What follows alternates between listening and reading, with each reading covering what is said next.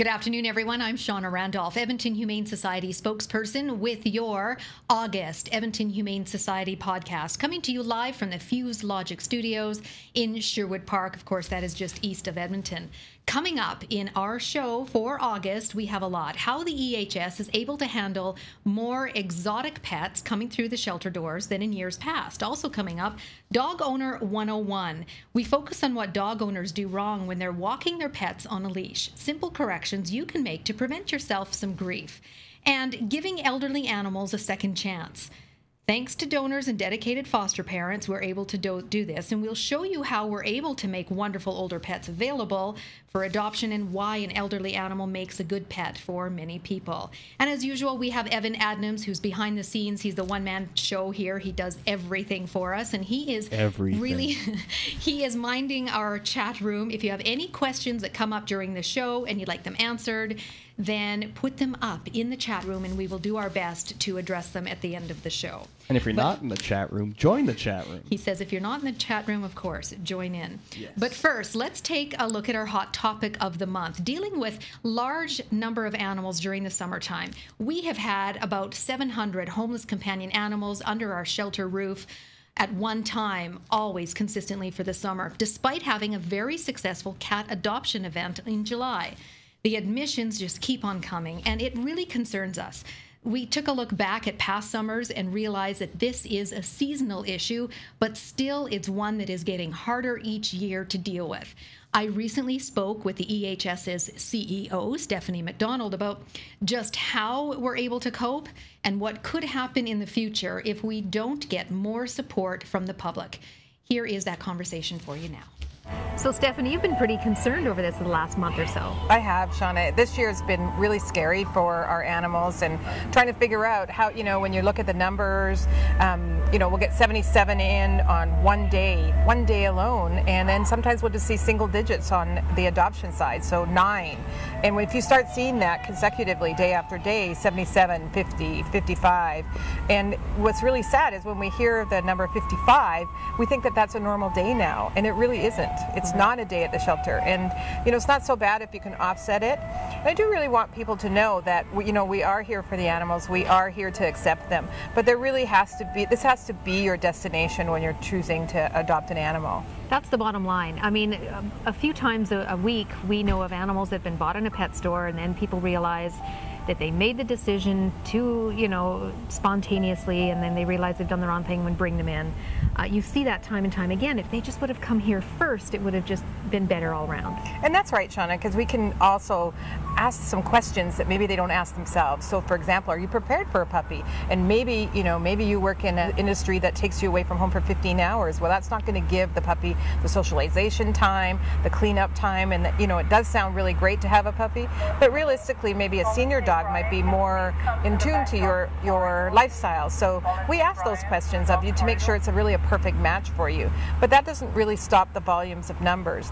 And you and I have sat down and talked about what is happening in our community. We really service an area of about 1 million people. Mm-hmm. So to see these staggering numbers, and it's not just really isolated just to us, it's also with the rescue groups. We're hearing that. We've connected so much with so many groups now recently with the recent coalition in April with 14 groups that we connect with. Right. And so we've been so worried about these numbers that we've been talking with these groups to find out, are they in fact experiencing the same thing? And they absolutely are. And fortunately, we're the last to fill up and get at capacity and get at some worrisome numbers. But they do fill up even quicker.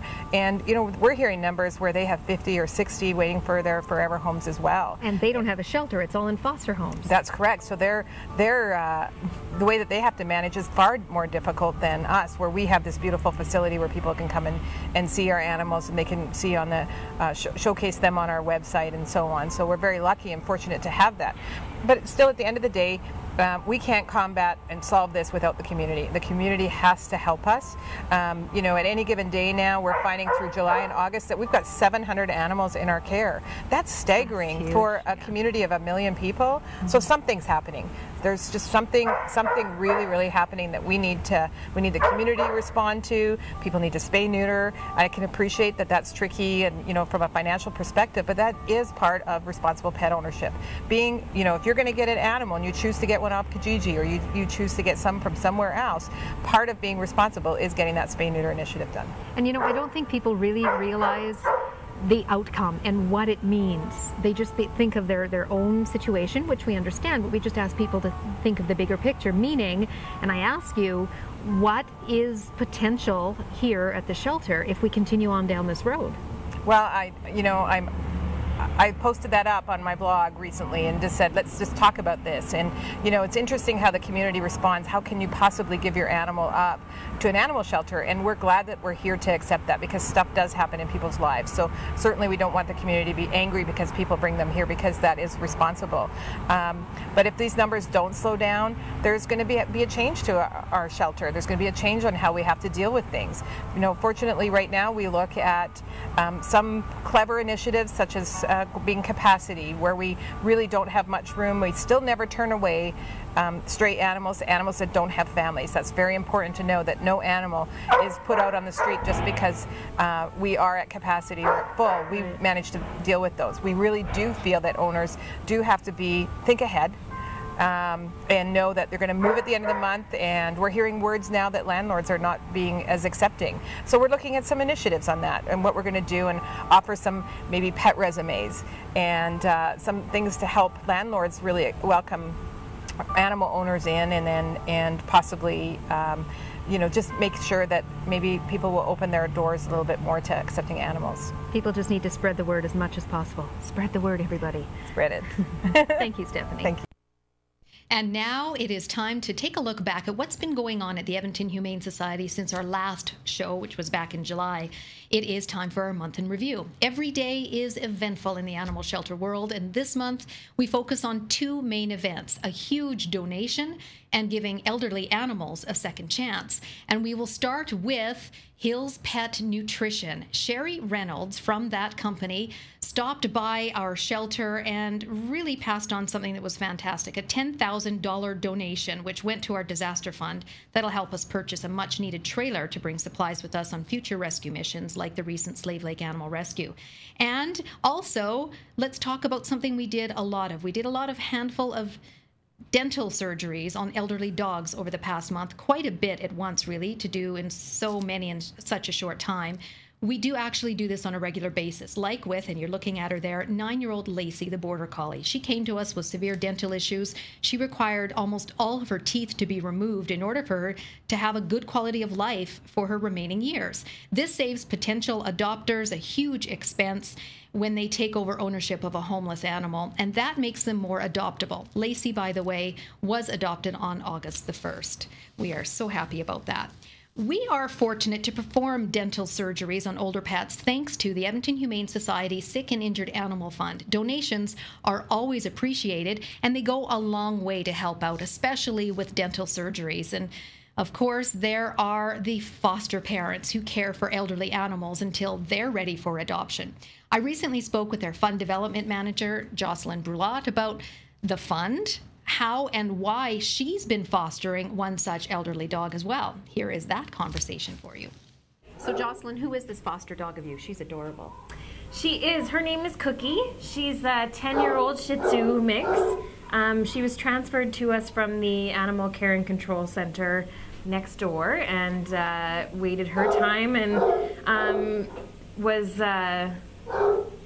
ended up going through a dental surgery with us, and she'll be placed for adoption quite shortly here. Yeah, because she's considered a senior, isn't she? How old? She absolutely is. She's 10 years old. 10 years old. And so there's a lot of people, when they're looking for a dog, may not consider one that's older because of some of the medical conditions, but we've taken care of a major medical issue that someone else doesn't have to the expense. For sure, for sure. She's a lovely dog, and unfortunately her teeth just were in pretty poor shape, so we've taken care of that. She had quite a few extracted, so she doesn't have very many teeth left, but the ones she does have left are very clean now. Yeah, very clean. And this is something that we do with older dogs. It's common here because we're in right now our animal shelter hospital, and this is a regular thing that we're able to do because of kind donors. That's correct, yes. We have wonderful support from the community, and when we're able to put some resources into animals that require additional resources over and above what we normally do, we can certainly do that because of people who give to our Sick and Injured Animal Fund.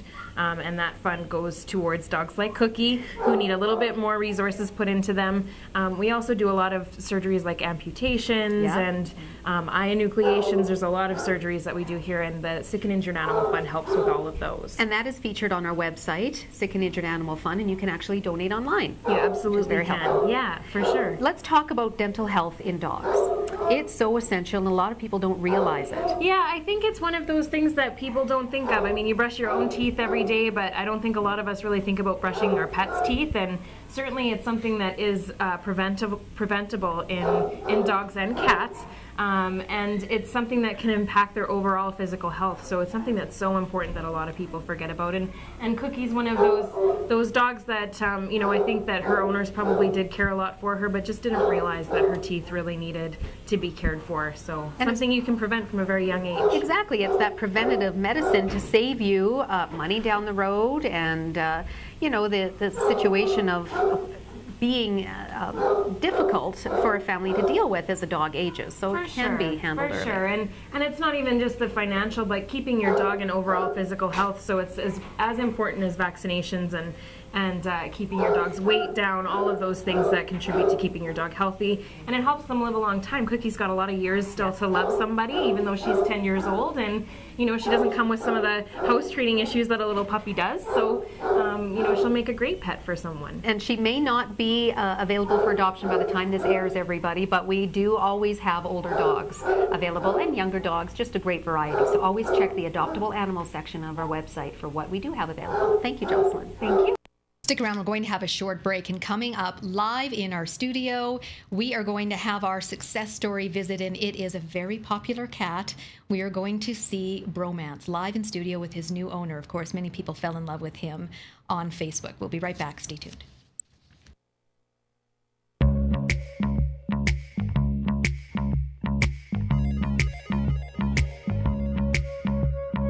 Woke up this morning feeling fine. There's something special on my mind. Last night I met a new boy in the neighborhood. Oh yeah. Something tells me I'm into something good. Something tells me I'm into something. Something tells me I'm into something good. Something tells me I'm into something.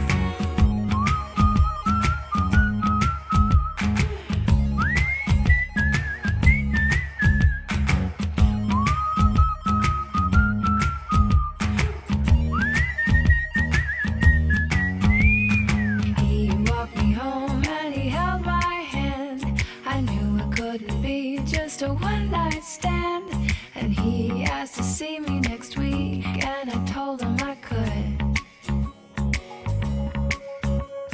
Something tells me I'm into something good. Something tells me I'm into something. Something tells me I'm into something good. Something tells me I'm into something. Something tells me I'm into something good. Something tells me I'm into something. Something tells me I'm into something good.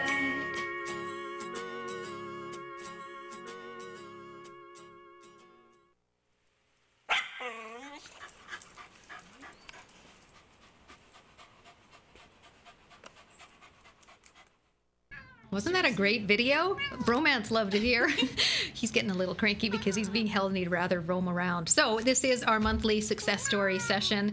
A cat who has been quite a fan favorite on our Facebook page.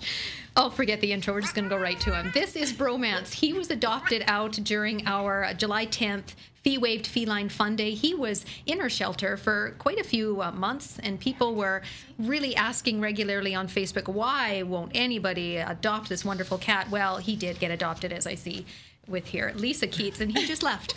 Okay, Lisa, let's talk about Bromance. Maybe we can lure him back here while we chat. Tell us why you fell in love with him.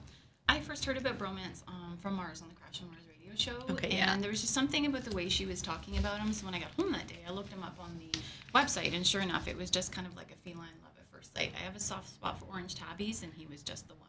Have you had an orange tabby before? I have. I've had basically a lifetime of ownership of cats, and I would say 80% of them have been orange tabbies. Okay, so you've heard about him, and we always thank Now Radio, Crash and Mars show, for always supporting the Edmonton Humane Society. And yes, they were regularly chatting about him and seeing him up on our adoption page. And then you came down to the fee-waived Feline Fun Day. Mm-hmm. Why did you come particularly on that day? Heard about it? Heard about it, and it was a matter of timing. And I've been talking to my friend about him in particular a couple of weeks before then, and both her and I decided to come down, and she actually took 2 cats home that day as well. Oh, wow. Mm-hmm. And so you had success with that. Actually, Evan is going to hand us bromance now. We have to. Oops, and he's gone again. Don't you love live webcasts? Okay, he's going to keep trying to bring us back. See, they've been in the studio here for about 45 minutes total, waiting, and I think he's starting to get a little, I want to go home. You know, cats, they like to do things on their own terms. They do. Sweet, handsome boy. So is he settling into your home very well? He has settled in really, really nicely. From the first day I got him home, he hopped out of the box and immediately started purring while he was walking around exploring. It took him about a couple of weeks before he started kind of playing with his toys and everything, but now he just kind of rules the roost as cats are known to do, and is perfectly content there. And actually, every time I put him in the car, I think he gets a little nervous that we're not going to go back to home, so he'll be quite happy to get back home again and settle in on his favorite spots. And I want to mention to everybody that he was a stray when he was brought to the Edmonton Humane Society. You can see one of his ears has been frostbitten, so he spent a little bit of time on the street. He must be so comfortable with you, though. I think so. I mean, other than he's not a huge cuddler, as you can tell by trying to get him to sit still for 3 minutes. But generally, yeah, like if you're sitting on the couch, he'll hop up beside you and stay comfortable with you, and he'll sleep with me for part of the night. So he seems quite comfortable in his environment. Oh, yeah, that's so good. And a message for all the people watching about adopting from the Humane Society. It's an excellent experience. A favorite entertainer of mine said once that, you know, there's not enough love in the world, and we should do something to change that. And there's something unique about the unconditional love you get from a pet. And when you go into a spot like the Humane Society, you can see that you guys take such great care of the animals up there. You know, you bring them, like you were mentioning about the dental care, and for him, he's had some frostbite experiences, and he's had some colds. So you take such great care of them while they're getting ready to go their forever home. So if anyone's considering getting a forever home for a cat or a dog or whatever's available, definitely have a stop by and see them. Oh, yeah. I think he's plotting his escape. We have like 100. Yeah, exactly. He's planning his escape. Well, at least he's still. We have about 125 cats right now up for adoption, cats and kittens combined. There is a great selection, and always any kind of animal, of course. Well, thank you, bromance. Thank you for, putting up with it, for a little bit here. It's so important. We appreciate that, and we're so glad you have a nice home. Okay, we're done with him. And thank you, Lisa, very much. Yeah, appreciate that. And now let's switch gears and talk about dogs for a minute and proper leash training. Many people don't realize that a dog's poor behavior while being walked on a leash actually stems from some of the things that the owner is doing wrong. I chatted recently with the manager of our Canine Enrichment Center. She's the woman who basically runs our behavior training classes at the Edmonton Humane Society, one of our many services to help people be responsible pet owners. Take a look at this conversation now.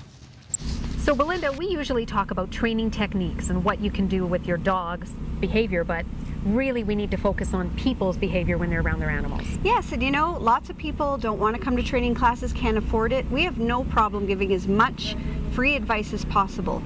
However, there are some things that you can do to keep your family safe at home. So lots of people, I don't know if you know this, but there's a big statistic on people that get bit by grabbing the dog's collar. The collar? Yeah, and it's amazing. The reason is because people tend to discipline dogs by grabbing the collar. So that the collar's becomes doing something and then they just grab. Or the dog's doing something and they go, hey, come here. And what happens is the next time they go to grab the dog goes, whoa, that wasn't so fun last time. And then they keep doing it in a negative fashion, and the dog will eventually turn and bite. And it's not that they're innately aggressive, it's that they're scared now. Okay. So when dogs are scared, they go to teeth. So I encourage people, make the collar really positive. Call your dog, grab the collar, say good job, maybe give him a little treat, good job, Tildy. Because when you need to grab that collar in an emergency, you don't want the dog to go, oh. And kids, how many kids grab onto the collar? You want to make that real positive. Yeah. That should never be a negative. For sure. The other command I would always work on is the come command. And some people really confuse the come command, so they'll go, come here. And they get more frustrated if the dog isn't listening, and it gets more of a negative tone. Yeah, like, would you come if I said, Shauna, come here? Nope. No. So you want to go, come here? And you don't want to discipline the dog at that point. If you can't catch the dog doing something in 2 seconds, you're not going to be able to get them to understand that that's what they did incorrectly. They move really quickly, their mind, from things to things. They don't multitask well. They don't keep memories. But you want to build a relationship with your dog. So we don't beat our kids anymore for not cleaning their bedroom. Right. We try to tell them why it's important and all kinds of, we create a relationship, and that's what is missing in dog training. People still do a lot of archaic things, hitting them with newspapers. You don't need to do that. It's so outdated, and it does not help the relationship between the owner and the dog. No, so if your dog has done something that is not acceptable behavior, maybe out of its own regular personality, you should really, stop and think about what could be causing it, right? Yeah, how did we get to this point? Is this a brand new thing? And we'll ask you how old they are, what kind of training they are. Is everybody consistent in the home, positive-wise? Because dogs will definitely remember something negative, and their teeth are there for a reason, right, to protect them. They're very selfish, so they love spending time with you, but if it's about their safety and they need to use their teeth, they will. That does not mean they're a bad dog. It means they're expressing to you, hey, I'm really not comfortable and I'm starting to get scared of you. So the bottom line here then is what for people? I want people to spend time handling their dog in positive ways. So help your vet, take a look at their teeth, take a look at their ears. How many of you have trouble trimming nails? Let's practice with the nails. Grab the collar, say, good job, Tildy, give me that collar, give me that collar. Belinda's good Matilda girl. loves to be handled. So, you want to make it really positive. So when you need to get them, you can get them in a positive manner. All right, thank you very much, Belinda. You're welcome. And now to exotic animals and staying on top of the different breeds and their needs. The Edmonton Humane Society strives to be in tune with industry standards, and that's why one of our shelter animal veterinarians took in a special conference recently on exotic animals. They're quite popular, and we are currently always able to understand their needs in order to make them available to the public in the best possible way. Here is more on the chat I had with our shelter vet that took in the conference, Dr. Anthea Smith. So Dr. Smith, let's start with who we have here. We have Francis. He's not up for adoption. He is an education animal that lives at the Edmonton Humane Society. He is here to teach kids and adults about different animals and the type of care that he requires. Okay, what kind is he? He's a bearded dragon. Okay.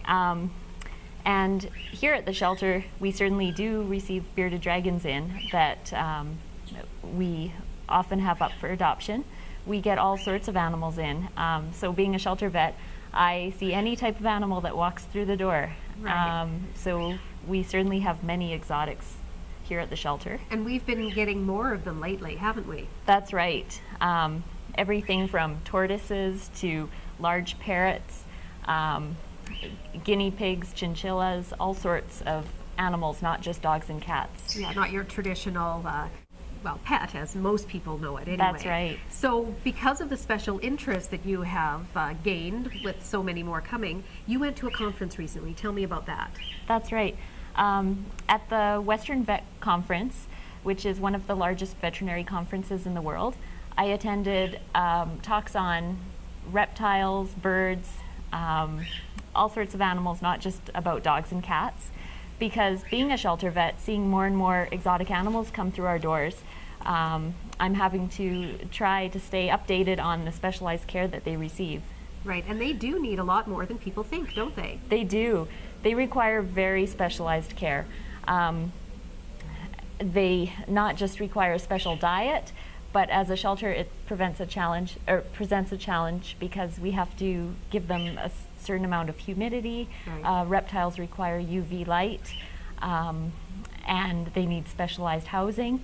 So every exotic animal that comes into the shelter definitely presents a challenge. Yeah, and they could be here for quite some time, as opposed to, let's say, a dog, because they're not that common, because we're pretty careful in adopting them out, because we want to make sure that people know what they're getting into and that they are experienced in these exotic animals too, right? That's right. We want people to do their research and know what they're getting into and know the specialized care that the animal requires. Right. So we want people to think through the adoption, and if they do feel that they are prepared to take one of these exotic pets, then certainly we urge them to adopt from the shelter rather than go to a breeder or a pet store, just because we are finding more and more of these animals here at the shelter in need of homes. Right. Already we have an issue in the community with too many cats, too many dogs, and we really don't want to see it come to the same magnitude with exotic animals. So That's yes, right. it's very Yeah. important to adopt from us, and we have someone with a special interest here caring for them. So come to the Edmonton Humane Society first. Thank you so much, Dr. Smith. Great. No problem. Every month we check in with our shelter store, Bingo's Pet Shop, basically to tell you all the latest and trendy new items that we have for you to purchase. And again, that is located right inside our shelter main doors at the Edmonton Humane Society. We're now taking you each month directly to the store instead of doing the interview here in studio. Our new Bingo's expert is the store supervisor, Nadine Johnson. Let's show you the cool new items right now. Nadine, welcome to the show. We haven't had you on before. No, it's always been Renata, but now it's me. Now it's you, and now we're actually in the store, which is great because we have a more intimate feeling of showing people what's in Bingo. So let's start with some new products that we have. Yes, we got the new magnets. They're really cool. I just brought them in. There is lots of variety out there. I just brought in a select few. If it does a really good job of selling, of course, I'll bring in all kinds of different styles throughout the months. Okay, so there's really good. I'm not barking, I'm tweeting. That's Yes, cute. yeah. Save a life, adopt a pet. That's Yep. a good one. Cats rule, okay. I love my all-Canadian mixed breed. Yeah, that really, really good. And of course down here, think outside the breed, save a shelter dog. Yeah. So really good variety there. Yes. And these are really popular too. Oh, huge, huge. Yeah. Lots of people have been asking us for the EHS ones, but the EHS ones will be coming in the future. Special ones. All right. Vests on sale here. Yes, we need to, everybody's been asking for constant new EHS products to wear for us, not the animals. So I need to first clear out the old to bring in the new. So for that, everybody is going to get these on for, well, the percentage I really don't have, but they're $35.99 Okay. rather than $54.99. So Okay. they're a great sale right now. And they have the nice logo on the back. Yes, and it's reflective. Yes. Yeah. And let's talk about oven-baked classic cookies. And Yes. these are not just for dogs. I know some humans have been nibbling on them too. Quite a few, actually. They have even better ingredients than our cookies that we, because it has no preservatives, no funky ingredients. You can read everything that's in them, and they actually taste okay. I'm hearing a little bland, but okay. But the biggest thing, no salt added, no artificial flavors, all natural. And the dogs, of course, generally love, love, love, love, love And they're them. cream filled. Cream filled. Oh, they look like Girl Guide cookies, actually. Yes, that's what I've been hearing lots about. We got all different kinds. Like there is the cream filled, then we just have the regular vanilla, and then we have carb chip ones to make chocolate chips. Okay. But they're not chocolate. Not chocolate, okay. And let's talk about anything that is sold in Bingos goes directly into shelter operations. This is 100%. not an individually owned store. Nope. It is the shelter store. You betcha. Everything goes back into the shelter. So that's why I really love people coming here rather than other stores, because we make the money for the shelter rather than making somebody rich. And always just a great variety of things from Always trying to animal find new. items, yeah, and people items and books and bling for your animal as well. You name it, we have it. Thank you again. We'll talk to you next month. Thank you very much, Shauna. Okay, remember at the beginning of the show, we encouraged you to submit any questions that you hope will be answered live on the air in our chat room, where we're going to do that right now. We have two to talk about. The first one, someone wants to know how many senior dogs do we have available right now? That was in light of the item where we were talking about how we do a lot of dental surgeries for senior dogs. And we have one, 8-year-old Whip. He is an Australian cattle dog cross, just a wonderful dog. I actually spent time with him this morning, and he loves belly rubs. He is a sweet, sweet dog. We have about 16 dogs and puppies up for adoption right now, 126 cats and kittens. So this is a great time to come down to the Edmonton Humane Society, spread the word on that. Now, in light of that, someone had asked in the chat room, how long is the adoption process? Tell me a little bit about what I can expect when I go down there to adopt, and things to keep in mind. Allow about 3 or so hours for the whole process when you come in and you choose the animal into when you pay for the adoption fee and head out the door. And that's because we basically have you fill out a survey to make sure that you are getting the best match for your personality and your lifestyle. You go through a counseling session to really help you think, should I really be doing this right now? And of course, there's a meet and greet. portion of as well at the adoption process, we have to make sure all members of the family do meet the animals. So it's not a matter of just picking one that you want, paying the adoption fee and going out the door. No, not at all. It does take some time, and in the end it is worth it, definitely, because you have done a lot of thinking, hopefully, during that time. So thank you for the questions in our chat room. We really, really appreciate it. And we were now toward the end of our August show. Hope you've been enjoying it. Coming up in our September Edmonton Humane Society podcast, you will hear from a teenage girl who we brought into our shelter for a true eye-opening experience about the shelter animal world. She was focused on some common misconceptions, and to educate her, since we feel this girl can be quite influential to the younger generation, we invited her to spend 2 days with us, shadowing the various departments and learning about many of the difficult decisions we make in the best interest of the animals. Don't miss that compelling interview on our next show on September 12th at noon. That is it for this month. Thank you so much for watching the Edmonton Humane Society podcast. Thank you to fusedlogic TV, as usual, for donating the airtime and live production for us to bring you this show every month. And everybody, please spread the word that the show will be in video on demand format for others to see through the Edmonton Humane Society and fusedlogic TV websites within the next 48 hours or so. Please take care. Keep tabs on us as well on Facebook, Twitter, and YouTube, and of course our website. See you next month.